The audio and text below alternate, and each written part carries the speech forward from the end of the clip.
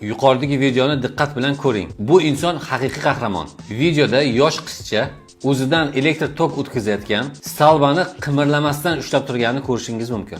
Bir qarashda u oddiy bir o'yinga o'xshab ko'rinadi, lekin aslida bunday emasligini yo'ldan o'tib ketadigan inson sezib qoladi.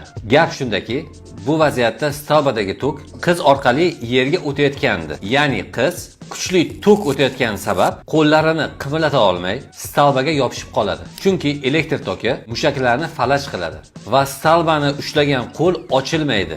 Bu holat davom etarkan, har bir soniya o'lim xavfini oshiradi. Yaxshiyamki, yo'ldan o'tib ketayotgan inson aslida nima bo'layotganini tushunadi va kiyimini yechib qizni darhol stalbadan uzib oladi. Farzandlaringizga albatta bunday tok o'tkazayotgan stalbalardan uzoqroqda o'ynashini, turli sim va shunga o'xshash narsalarga umuman yaqinlashmaslikni tushuntiring. Videoni barcha ota-onalarga yuborib qo'ying va foydali ma'lumotlar uchun sahifamga obuna bo'ling.